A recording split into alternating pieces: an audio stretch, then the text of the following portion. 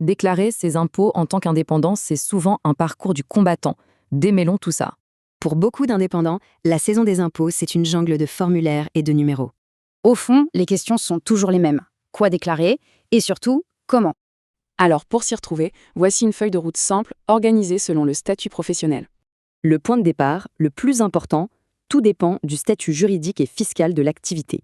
Ce tableau illustre bien les différents chemins à suivre selon les 3 grands statuts d'indépendance. Commençons par le premier cas, souvent le plus simple, celui des micro-entrepreneurs. Ici, le processus est assez direct. On déclare son chiffre d'affaires total sur un formulaire complémentaire.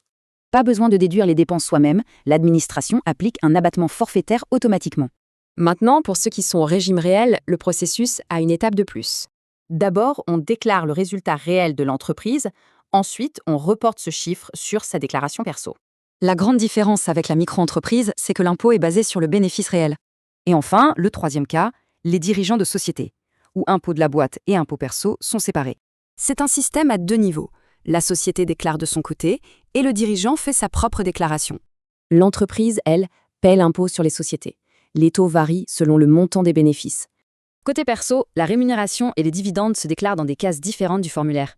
Et pour les dividendes, il y a 2 options, un prélèvement forfaitaire unique ou le barème progressif. Il y a aussi ce qu'on appelle le volet social, qui est intégré directement dans la déclaration.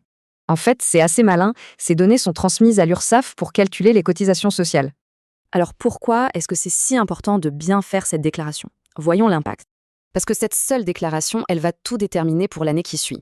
Et ce fameux revenu fiscal de référence, il est super important. Il peut ouvrir droit à certaines aides. Avec le bon chemin en tête, cette tâche qui paraît si complexe devient bien plus gérable.